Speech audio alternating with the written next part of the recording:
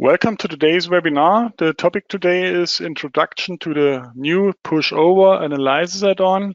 My name is Andreas Hörold. I'm responsible for marketing and public relations in the company Dlubal Software. For instance, the Dlubal website, German and English webinars, newsletter, and so on. I will be the moderator today and will answer your questions together with Thomas.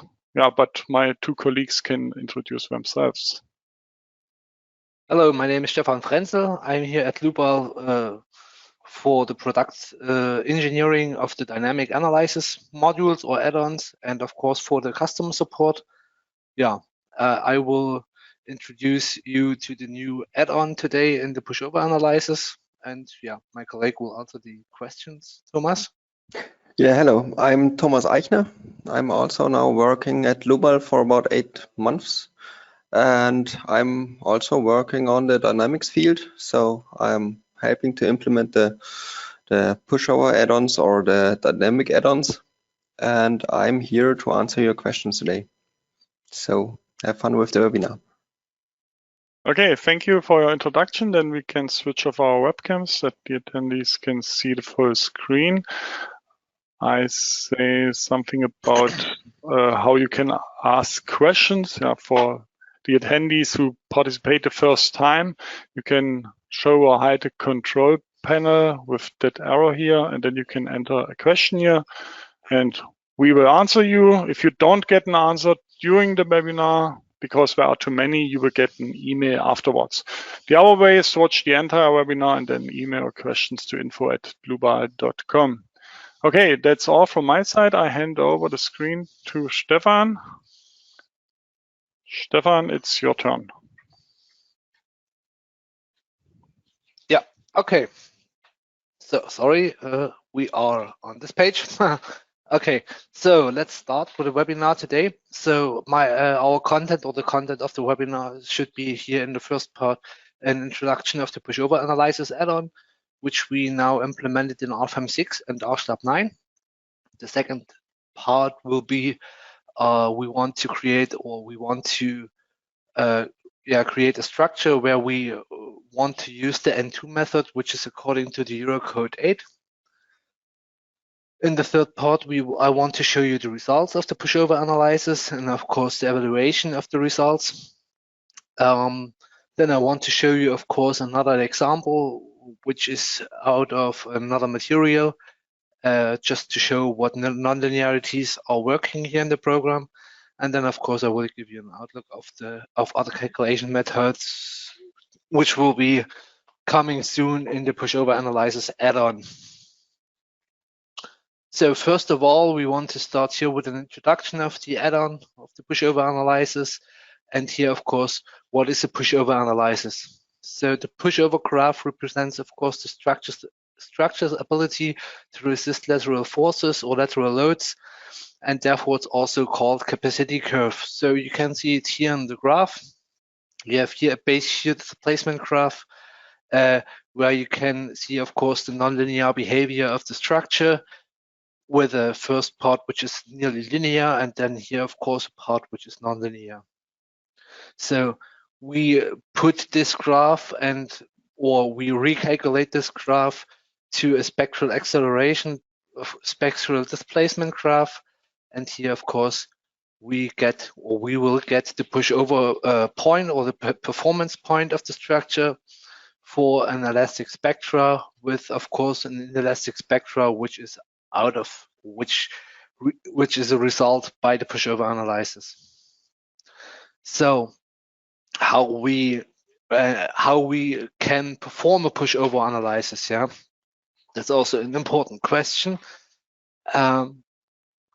Therefore, we have in the program a specific way in this case, we determine, of course, the elastic response spectrum of the structure.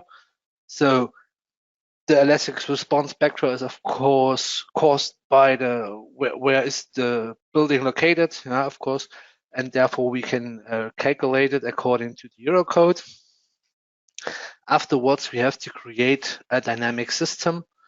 So that means we have to calculate, of course, the modal eigenvalues of the structure, and after that, we have to determine the nonlinearities in the structure to calculate a pushover curve or a capacity curve in this case.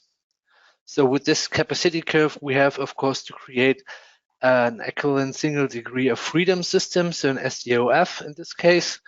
And with this SDOF, we can do the design according to the N2 method, which is here implemented in the program.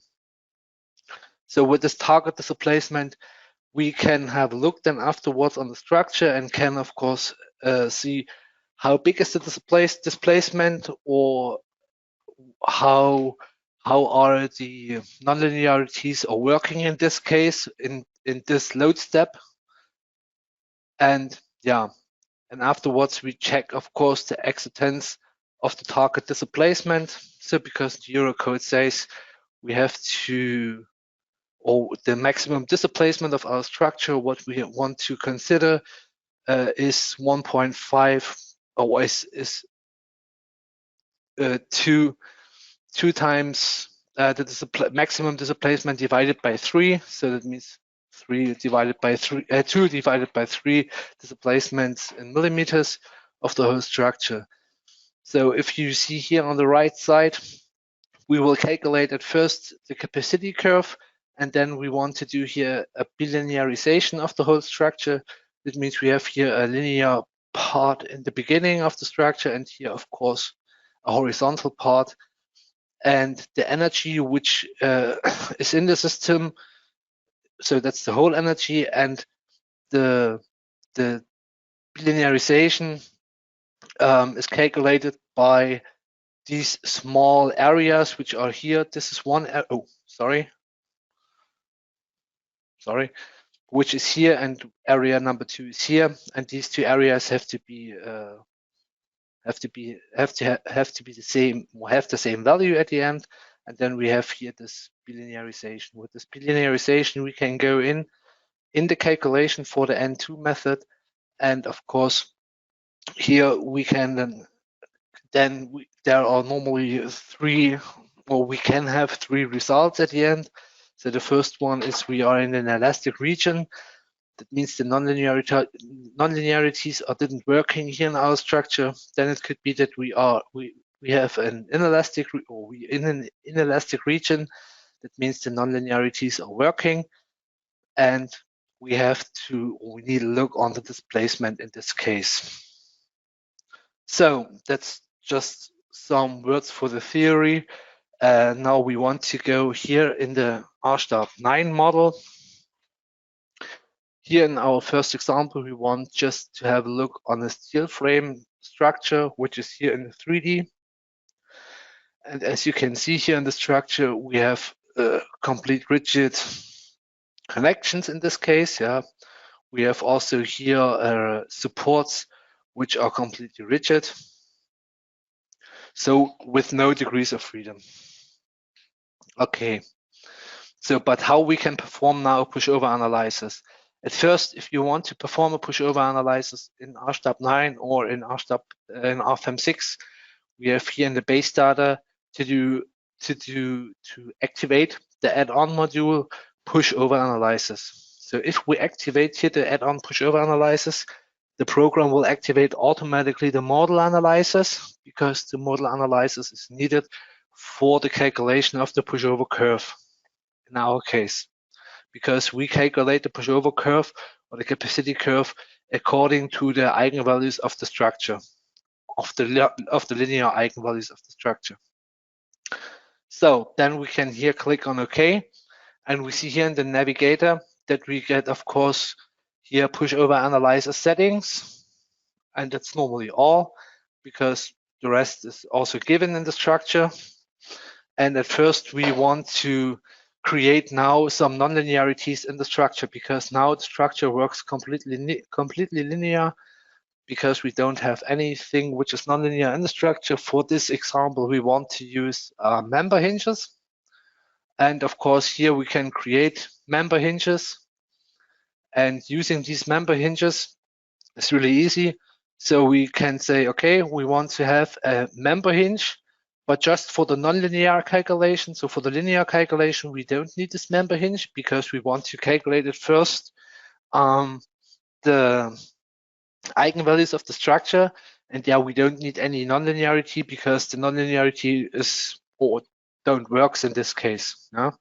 So therefore we create nonlinearities at first just for the capacity curve calculation.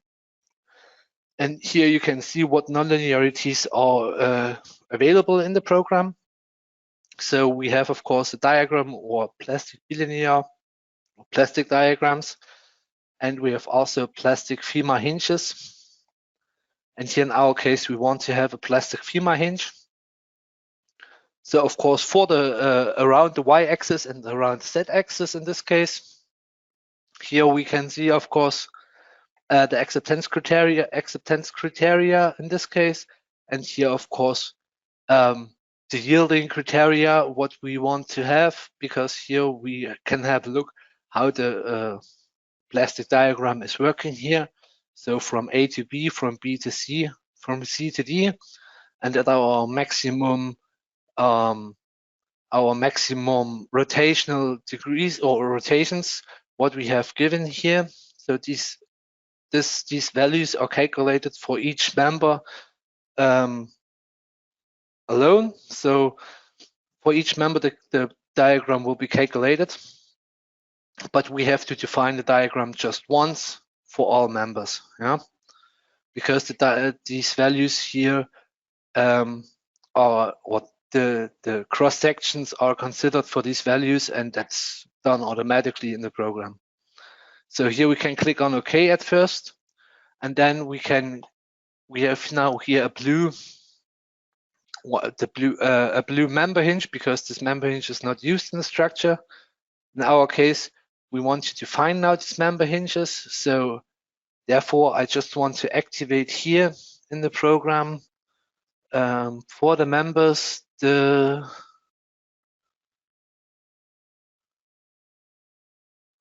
member orientations. And with these member orientations, it's really easy for us to create, of course, the hinges, because we want the member hinges here, of course, at the start of the structure. That means here in this way, on this case, on these members and these members, and of course on our vertical members. Here we want to create the hinge. Therefore, we can say, okay, from the member start, we can create here directly the hinge. So the hinge is here created globally, but works, of course, locally. So for each member works the hinge in another way, caused by the cross sections. So the other members here in this case, you can see that there are HEA 240. For these ones, we want to use also this plastic member hinge according to FEMA 356. And here, of course, we activate the hinge for each or on each side on the member. So for the member start and of course for the member end. And we can say, okay, now you can see in the structure that we created here the member hinges by the small hole here in this case, yeah. And that's all for from the first thing, because now we have our dynamic structure, and we have, of course, our nonlinear structure in one model, yeah. And therefore we can do the next step, because here we want to calculate at first the eigenvalues of the structure. And to calculate the eigenvalues, it's important to create here a design situation. And this design situation should be a seismic mass combination. That means for us, the program can calculate the seismic masses for the modal mass or for the modal analysis alone. Yeah, that means the program creates here a load combination for that. And with this load combination, I will switch it directly to third order theory.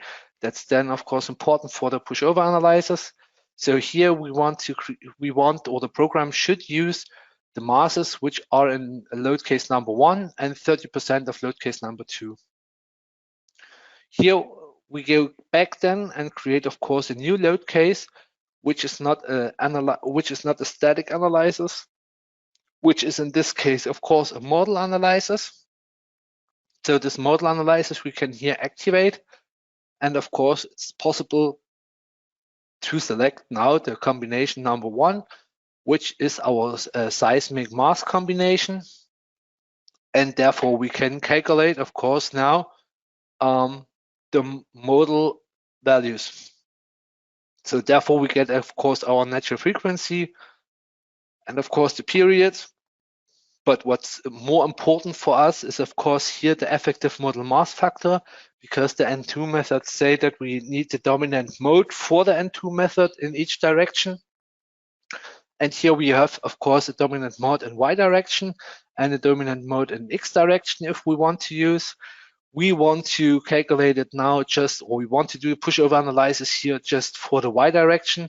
But I will show you how easy it is to do it also in the X direction if you need it. Yeah. Here in the Y direction, we have, of course, a higher modal mass factor. Maybe this is also more important than the other direction. Yeah. Okay. With this modal mass factor, we can go back to our calculation here. And here we have to define now a load combination. Yeah, where we can do now our pushover analysis. That means here we create just a model or a new load combination, and for this new load combination we can choose here now as analysis type the pushover analysis. This pushover analysis here is set it now directly. The calculation parameters should be here, of course, third order, because we want to calculate until the collapse of the structure, and that makes more sense for us.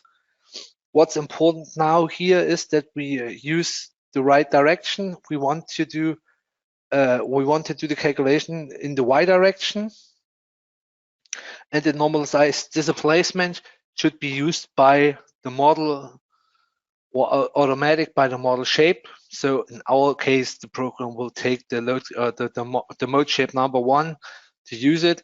You can also choose your user-defined mode shape if you want to have another one. In this case, the program will use the mode shape with the highest effective modal mass factor. So next step is that we have a look on the pushover analysis settings.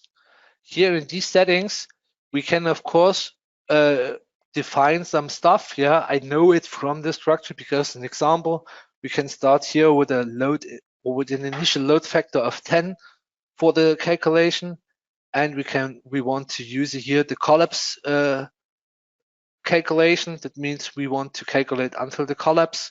The automatic selection of the highest node is here used, or we have an automatic selection of the highest node, which is here node number 11. But here, if you deactivate this one, you can also choose your node manually. As you can see here, the program, the load factor increment is 0.1. So the increment, the load will be increases by 10% in each step. And that's all for this case. The next thing is what we have to do now is to create a response spectra. Here in our case, we need, of course, according to the standard. And here the important thing is that we use not a design spectra, we have to use the elastic spectra. It's also a spectrum direction is horizontal. Here the ground type I would choose, for the example, just to other. The peak ground acceleration in Germany is normally not so high, but here I want to choose 6 in this case. And of course my TC I want to choose manually is here 1. Yeah. But feel free, you can also use your values, what you want to use in this case. That makes normally no problem. So it's just for the example, because I want to show you the results in this case for this acceleration caused by the special result, what we can or what will come here in this case. If we go back to main, you see, of course, that we have, because I forgot it, what I want to show you is that we use the constant vertical gravity load from the load case or load combination, because we calculated before the mass combination or the mass mass load case in this case. And here we want to use, of course, these loads or these masses also for the pushover analysis, which is constant vertically. And then we want to increase the load, of course, just in the y direction. Okay, then we can go on calculate. Now the program will, of course, try to solve the whole structure with all nonlinearities which we have in the structure. You see, we start here nearly with 200 millimeters of displacement. That's caused by our load factor, because we started here with a load factor of 10. That's why we get here a higher displacement at first. Now the program will do here, of course, the calculation. That takes a little bit.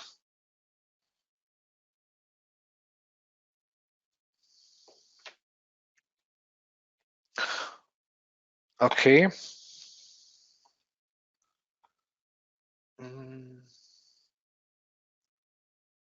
Yeah, we just wait some seconds here. It takes not so long. Because I just can show you here in the N2 method. So because the N2 method has 3 different results, what we can have, yeah. So of course we are here. It could be that we are in the elastic region, or that we here in the inelastic region. Then these values xt star is calculated in a little bit in another way than normally in the elastic region. But if we find a solution for this calculation, normally the pushover calculation or the N2 method is then okay. We just have then a look on the displacement of the whole structure. So if we go back to the calculation here, we can see that we have a load factor of 20.7 now. The displacement is, of course, increasing. I think we will come to an end in some seconds.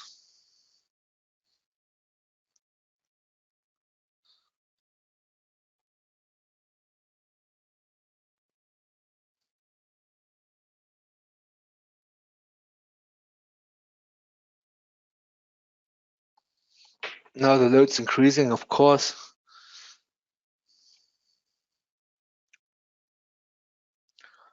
And hopefully we'll get a result soon.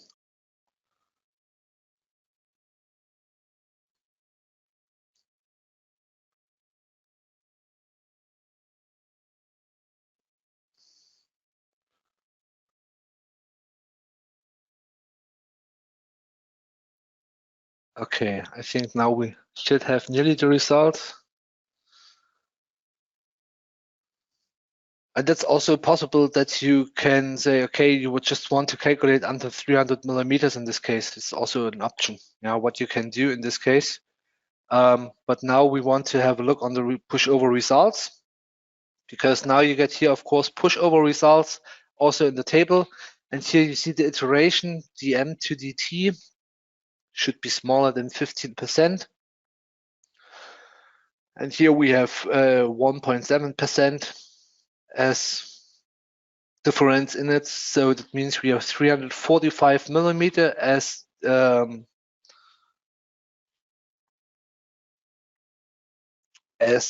maximum displacement for us, or as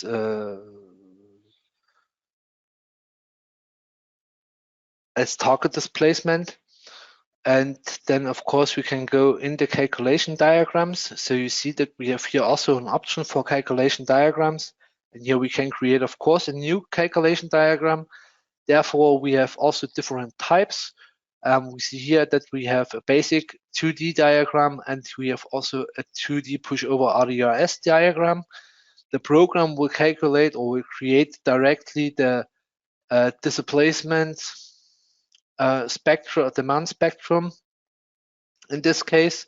And of course, we can have a look here on the demand spectrum. We can have a look on the capacity curve, which is bilinear, and on all. That means we have a look here now on the capacity curve of the whole structure. Then we see, of course, the bilinearization, and we see our dt star, which we have to use or which we need here in this case. And we see that we have now, or we are in a small plastic area, we can say, so in an inelastic area of the whole structure. So therefore we have here, of course, wait a second. Therefore we have here a displacement of 282. That should be here in the DT 279. So that means in the real deformation of the target displacement, we have 345.9 millimeters. And for this result, we can go here, of course, in the load combination.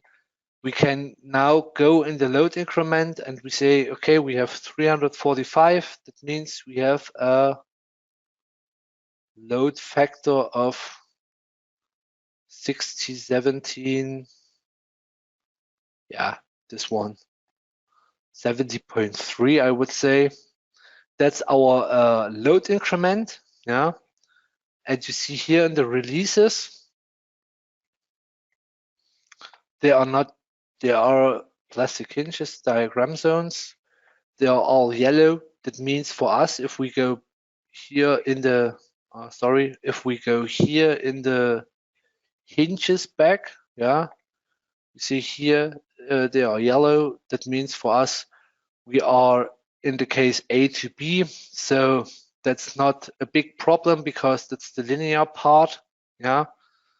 And we don't have any plastic usage in the structure, yeah.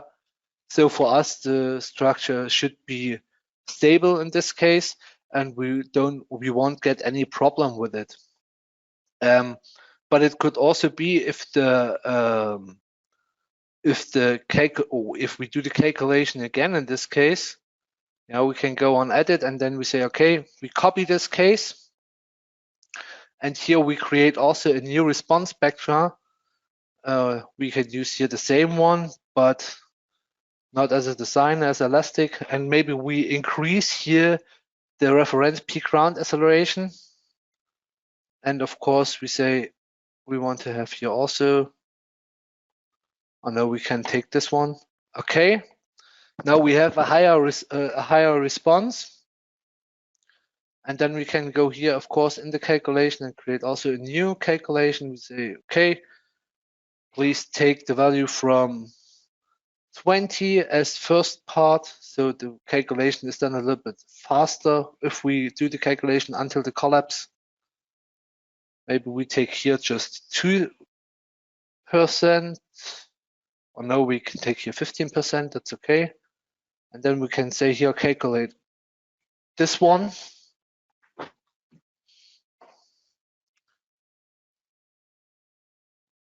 Then of course we should get the collapse really fast because I increased, of course, the load, the first load factor, which is now 20 and not 10.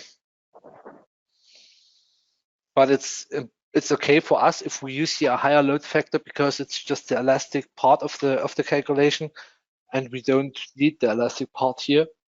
We just want to see what's happened in the inelastic part of the structure, and therefore we can use, of course, here another load factor.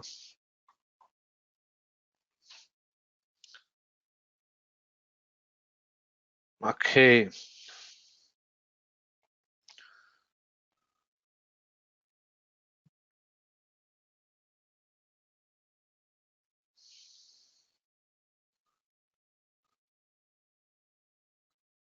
So now we should get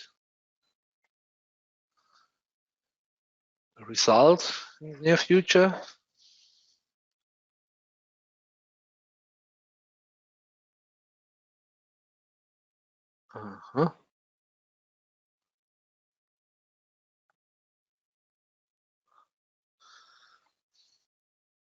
So the load factor should be nearly the same than in the other calculation because we just created another result or another response spectra, which has, of course, a higher values, but now we get 26.1.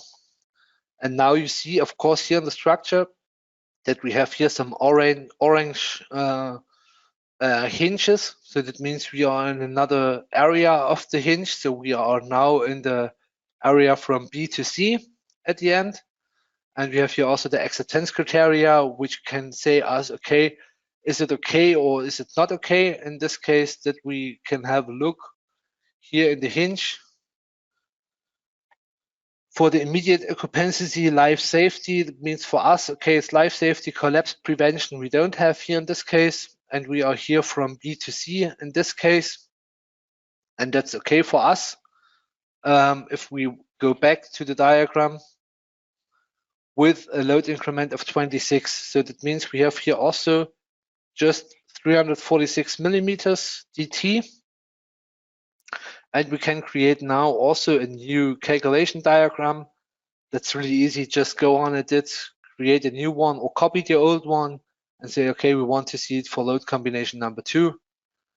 You see that we here, of course, also in an inelastic or in the, we are here in the inelastic response spectra, but normally also just with a plastic value in this case, with an elastic value, because we are here in the first part of the bilinearization. So that means for us also that it's okay. And you can use this result also to have a look. Now you can say also you can go in the load increment 26. You see that you have here 1,100 millimeters and 2 multiplied with 1,100 divided by 3 is of course bigger than our maximum displacement, our target displacement. And that means for us, according to Eurocode, we are on the safe side.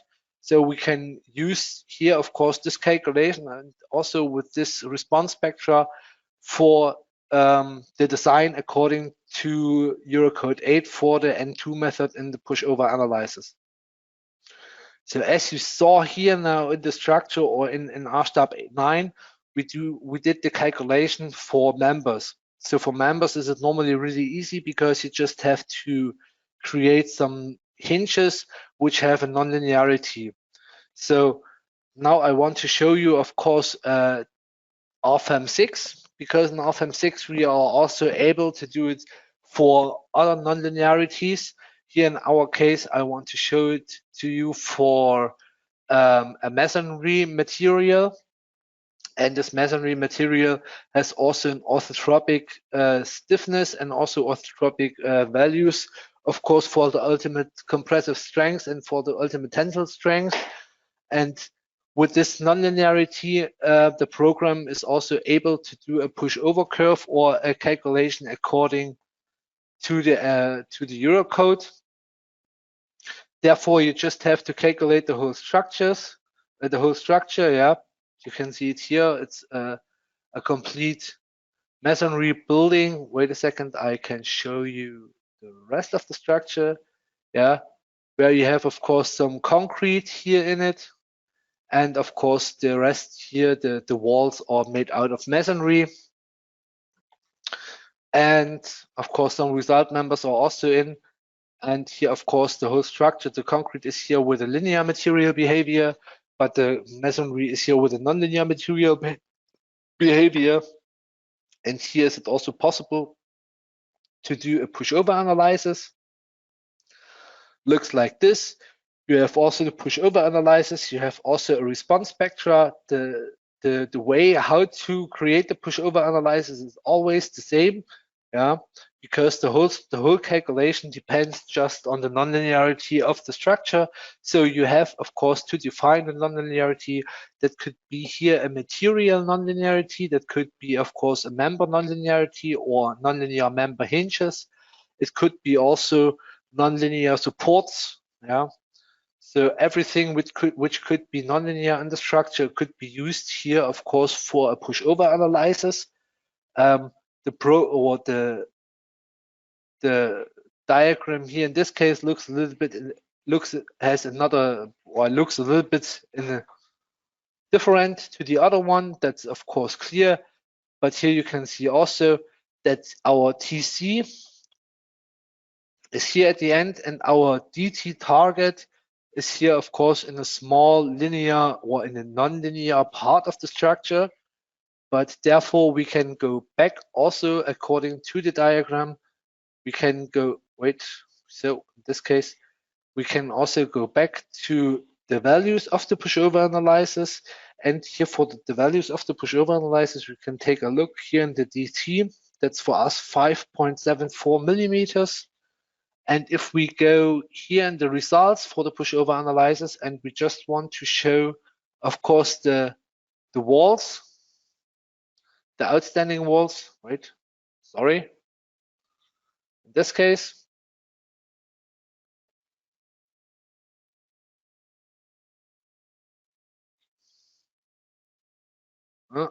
okay.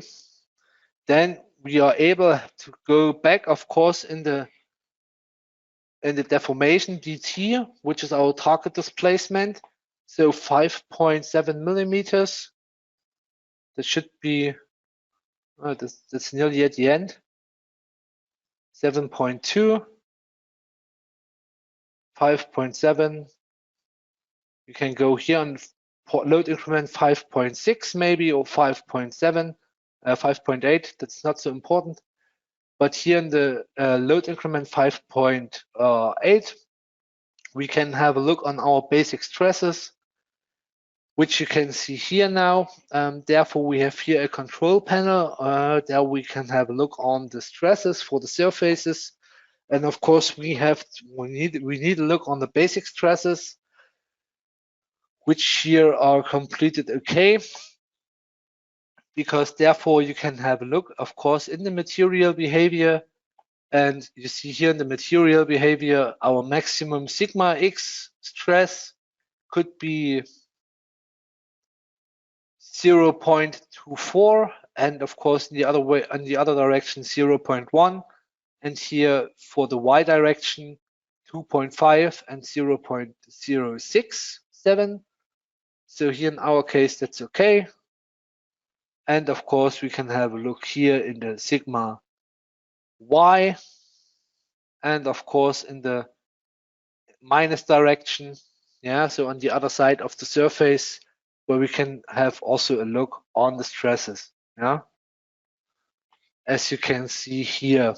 So here we have, of course, some tensile stress in the structure, but this is a small stress, and this stress is also okay for the whole structure. That means for us, the calculation is also okay, because the maximum displacement is also here in this case should be the maximum displacement at 21.7 millimeters, and our target displacement is 5.7.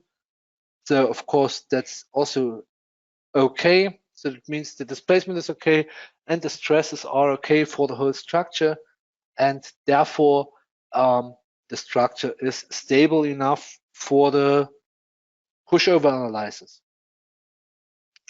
So the whole calculation is always done now here for the N2 method according to the Eurocode. We want to implement in the near future, of course, the capacity curve method according to FEMA or ATC 40. But I think that will take a little bit, will take some time for that. That is, of course, planned for the near future for the pushover analysis. So you can say normally it's possible to do the pushover analysis with the whole program, and of course, according to the N2 method, other methods will come, I think, during this year or during the start of the next year, and we will, of course, bring some new advantages in the future for the pushover analysis. Okay, so that's what I want to show you today. Andreas? Yeah, thank you for the nice presentation, Stefan. I would like to hand over the screen to me. I say only some words before I show you where I can find the recording. Yeah, if you have questions to any add-on or our main products, RFM6, RSTAP 9, and so on, or Wind, you can get your free online appointment, for example, a free product demonstration, or you can get a non-binding offer as you want. If you want, just contact our sales team. You can click on that link or scan that QR code. You can also download this these slides from our website together with the recording. I can show you where you will find it in the next days. Our website, dlubal.com, and then news and events. Here are the webinars. So that's today's webinar. Next week we will present a geotechnical webinar, then an American webinar about code-formed steel design, new features in steel add-on on 29th June, then our most frequently asked questions webinar. So, okay, that's today's webinar. I click on it. In the next days, you will get an email with the link to that page. Then you will also get your attendee certificate, and you will find the recording in the middle here. You already find the presentation slides here, and you will find the models. Yeah, just the next days. Okay. That's also all from my side. Maybe a last hint when you leave the webinar, where is a small survey. It takes you only 1 minute, I think. Just note that the worst score is 1 and the best score is 5. Just as you give stars. Okay, yeah, you can enter wishes for future webinars, for example. If you don't have any wish, just enter any signs or sign such as minus also, or leave it empty as you want. Okay, then thank you for your attention. Thanks to Stefan for this nice presentation, and thanks to Thomas for answering the questions. I wish all a nice rest of the day. Maybe we meet each other in a future webinar. Bye-bye.